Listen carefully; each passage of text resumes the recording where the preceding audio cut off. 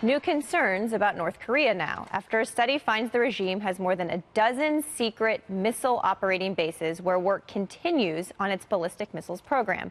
This from the D.C.-based Center for Strategic and International Security, which cited new satellite images. The report emphasizes the hidden bases are not launch facilities. No immediate comment yet from the State Department.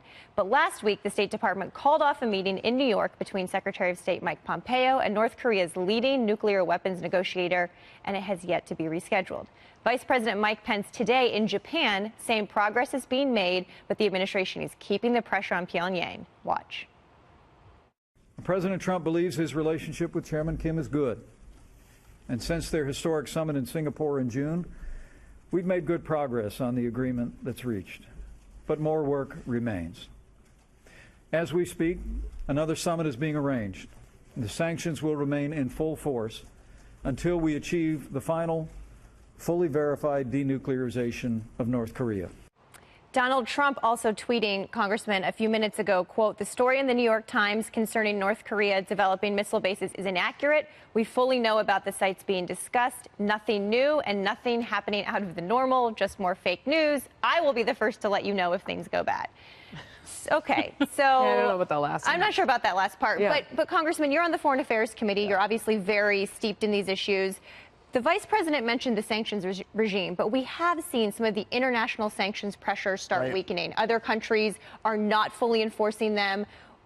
How are you looking at this new report? How concerned are you about what North Korea is doing? Yeah, I'm very concerned. There's 2 points to this. There's 4 instruments of power: diplomatic, information, military, economic. In order to have any of those work against an adversary, diplomacy, you have to have a military option that's credible. One of my concerns was back in May or June, the president seemed to be removing the military option by suspending the war games and saying that Chairman Kim is his best friend now. With South Korea. Right. And saying that Kim is his best friend. And I was afraid that that was letting off some of the pressure to compel North Korea to action. But look, it's a little bit different in that when the negotiations with Iran were occurring, it was happening for years and it was behind closed doors, and we weren't kept apprised about every aspect of the change until the deal was done. That's fine for how that happened. I didn't like the deal, but that's how the deal came about. This is the equivalent of that, but it's being played out in the public sphere. So every time there's a setback or something moving forward, we see about it, and it seems like this has been a really long period of time when it's only been a few months. So I'm not to the point yet of saying let's cut off all negotiations and get ready for the military option, but I do think this is a very concerning thing, and I do think it's probably time for the president and the Secretary of State to begin to ratchet up that pressure again, militarily, economically, et cetera. And I just want to point out that really quickly, we kind of smile when President Trump tweets in the way that he does, but his South Korean the presidential office backed up what President Trump said in an earlier statement, that the U.S. and South Korean military intelligence were already aware of the sites mentioned in this report cited, and the analysis revealed nothing. True, but keep in mind, South Korea, the prime minister there, the president of South Korea, has been very much all about let's just make a deal with North Korea. Right. It seems like the public posturing from the administration is trying to offer North Korea this brighter future of what they could be. But my question to you,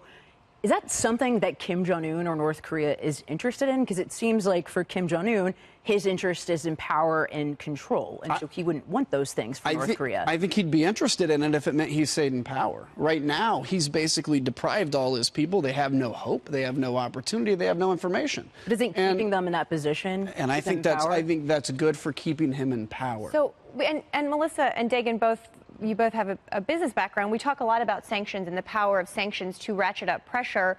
What more could we be doing? Because other countries are starting to take their foot off the gas here a little bit. Well, I mean, I would point out that what the president also said, that the time horizon, I mean, there is no rush. He said the sanctions are on, the missiles have stopped, the rockets have stopped, and hostages have come home. And that does kind of put it in perspective. You know, we really have given up nothing. We've gotten hostages. And the posture, I mean, they're not firing off rockets all the time. So to kind of sit here and say... What has North Korea really given up? hostages and firing missiles. Right. But they still have all those missiles. They're just not testing them. Is that really a win? They've made some small better is concessions. better. But I'll say in terms of the pulling back on the sanctions enforcement, we're in a trade fight. We're in a kind of multifaceted fight with China. We're trying to restart those trade negotiations. That's something that has to be on the table. We've had, obviously, last week, Secretary of State Mike Pompeo was set to meet with his kind of counterpart, a senior North Korean official. That meeting canceled. In August, a planned trip to Pyongyang was canceled at the last minute. And you also have Nikki Haley, who's done kind of great work at the United Nations for the U.S., stepping aside at the end of the year.